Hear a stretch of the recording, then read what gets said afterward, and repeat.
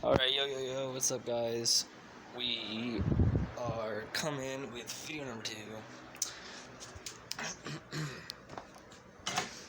I'll wait for Rise of Kingdoms to load up real quick. I'm doing some more tips and tricks today, but these are a little more pro-based, a little more, little higher level kind of stuff. Kind of stuff that you have to really learn through experience. So I'm going to be bestowing a little bit of wisdom upon you guys today on how to just get better, maximize your time, how to be most efficient, and all that good stuff that everybody just really wants to do, because time is the most valuable resource in this game. Besides gems and money if you're pay to win.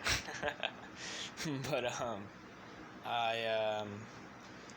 this server's about 5 days old. Just hit Town Hall 16.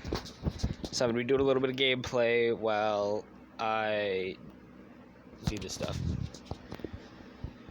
So, first off, everyone knows, like I said, time's insanely important. Everyone has speedups, and speedups they can be amazing. And there's a few types of speedups that you can get. You can get, oh Jesus Christ, I wish that thing would get out of my way. You can get speedups that speed up your training, training soldiers, speedups that speedups that speed up your research. You can also speed up building, and there's universal speedups. And obviously the universal speedups are more valuable than the others, and I'll tell you why. Well, I mean, I think everybody knows that. You can use them for whatever you want.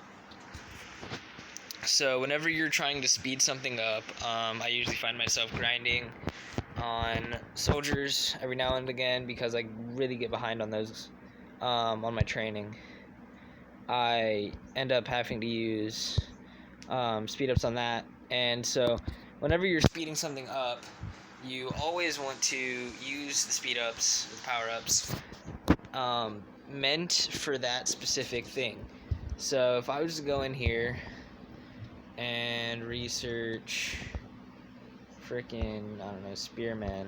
I need to level up my academy once more. But anyway, if I was to go, let's skip that. Let's go over to my farm. If I was to level up my farm to level 15, like I was planning to, or getting up to 16, we have building speedups and then we have reg speedups. I'm gonna spam my building speedups instead of my regular speedups, because those are obviously specified as towards your building. So that's not really special. Kind of everyone knows that, unless you're like a real noob and totally dumb. But anyway, I'm gonna teach you a little bit about gems and commanders. Alright, Kai just got promoted. Congratulations, Kai. I know you're gonna see this video when it drops. Look forward to leading with you, buddy. So anyway, one really huge part of the game is spamming your scouts. I've scouted less than 10% of the entire map, and I'm like the most active person here. Yeah, 8.5. I'm like top 75 on the server and everything. Like, I'm mega active, mega insane, going crazy. But even with that, I haven't even came close to discovering the whole map. So the thing is with that is that you get checkpoints on your main goals, main objectives, on scouting, and so you really, really want to keep up with that. And same with troop training, otherwise you'll seriously get behind. I'm kind of a little bit behind here, but not really. I'll just spam some troops. So first, obviously everyone, you need to join alliances as soon as possible, as soon as you can. And then we're going to move on to commanders here. So every nation starts out with a commander. I started out with Soon over here, and they have their skills. Do you want to have a good, or not skills, talents? You want to have a really good all-round group of commanders with a bunch of different talents. You really, really want to have a good garrison, just in case you get bombarded. Garrison's extremely important. gathering is probably the most important for me, at least right now. I've got gathering, I've got Cleopatra gathering. You're going to want to have 2 or 3. I recommend Constance. She is the instant mega go-to farmer for when you've just started. Same with Gaius. Gaius is good for wood. He's got a wood buff. Constance has... Or wait, no. Gaius has a food buff. Constance has the wood buff. Cleo has the stone, and Sarka has the... What's it called?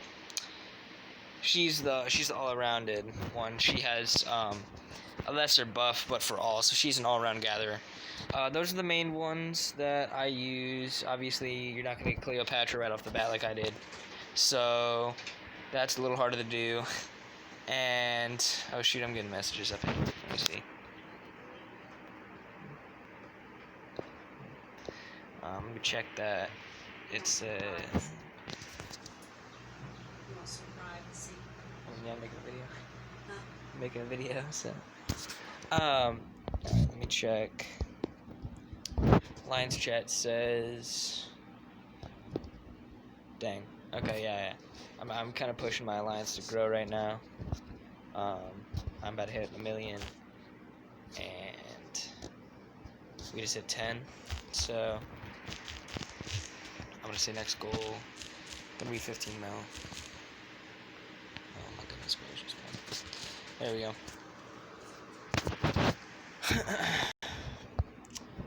So back to it. You want to have gatherers. You want to have 1 really, really good garrison. Only 1. You don't really need 2. You just need 1 really good garrison commander. You want to have a good attack. You see these each have 3 elements that you can upgrade. The red is troops. The yellow is kind of utility. And oh my gosh, man, dude, it's about to get me going off. Anyway, the skill, the blue is kind of how, like, militaristic, how well you can attack, what your role is in war. And so what I've got is, I've got Minamoto, of course, and I use him. I use him for skill, because he does like 10,000 skill damage. That's my tree. Trees are very important. You want to kind of evenly build them up. You don't want to like go down one side. That just makes it weird. And like I said, with your commanders, you want to have a really even one. So this the red talent tree, that's the kind of units they specialize in. If you integrate, or integration's all around. So if you upgrade that, you're gonna get buffs on that specific type of unit, and with integration, it's extremely even. It's got like marching speed, overall attack, and then it's got buffs for each one. A little less powerful, a little more all around. Tomo's got archers, so does Mark's Full Man. Integration, cavalry, so they all got their different units. Sun Tzu's infantry, he's cool. The yellow is your defensive kind of alignment, so your utility. Minamoto is good for taking out barbs. I actually have low heart for my barbarian guy so far, just kind of getting him going. But I'm going to move on. You guys get the gist of that. I'm going to move on to gems real quick. You'll notice my gems in the top right once I get out of this screen. Hold up. I have 20,000 gems right now. Gems, of course, they're the universal currency in here. You can use them for just about everything. My leader's asking me if I'm at tier 3. I'm gonna rush it. I'm gonna be full in about, let's see, I don't know, I'll say 3 hours, if I push it. So, gem-wise, gems can be used for anything, but I really, really seriously push using it for VIP levels. VIP levels are insane. You get amazing free chests with increasingly awesome rewards. I'm on level 8 right now. If you get to level 8 every day, you get, let's see, 80,000 wood, 75,000 stone or something like that, whatever the heck that says. And you get tombs, you get a silver key, you get 8,000 experience a day just for being a level 8. And of course it takes a little time, but in just a few days, like 2 days, even being free to play or spending just a little bit, you can get to 4. And 4 is when you get the research speed and the training speed. 5, big one, Sunset Canyon free attempt. And then 6 is the huge, fat milestone. If you're going to be spending a little bit of money, I severely recommend just pushing to 6 to get that second building queue, which is extremely important. So you don't just keep spending scrolls to grind. So, let's see, I've covered scouting, I've covered resources. Or no, I haven't covered resources. Alright, resources it is. So you get these packages, you get them from villages, you get them from achievements, you get them from everything. And these provide safe, untouchable resources for if you get attacked. And you'll notice my resources are a little whack right now. I'm low on stone, but extremely high on everything else. Let me check this alliance chat again, because I think freaking dude's trying to have an argument with my friend. Oh, jeez, this guy's asking Kai if he's a noob, when he's pretty much a noob. Yeah, okay. But I'm going to continue with the resources. With the resources, with those packages, you want to hold on to those. Obviously, you can see I haven't, but those can be really, really important. And the same with upgrading your storehouse. Some people overlook that kind of stuff, like upgrading your storehouse and your hospital, and the other kind of inconspicuous stuff that you don't always have to upgrade to. Send that out.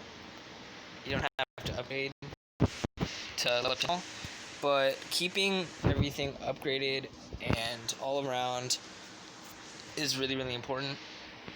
I high grinded to get to 16, so I am a teeny tiny bit behind. I've got a lot of level 9, level 10 stuff. I'm definitely going to catch up. I kind of just wanted to get tier 3. But those are your major milestones, and that's what I'm going to slide right into. You start with tier 1 units, and for military, like militaristic purposes, your units are your hugest, like your biggest part of that. Like, it's literally your army, so you always want to have a good army. Don't underestimate the unit types. Of course, there's a circle. I explained that in my last video. Archers beat infantry, cavalry beats archers, and infantry beats cavalry, and siege units are only good against cities, and they suck against everything else. And so, there's that circle, but there's also the tiers. The tiers are just about as good as the circle. Tier 2s, they're like 10 times as powerful as tier 1s. Not really, but still. They have like a huge buff. It's like a 5-for-1 or something match. So you get tier 2 at Town Hall level 8, or freaking whatever it's called.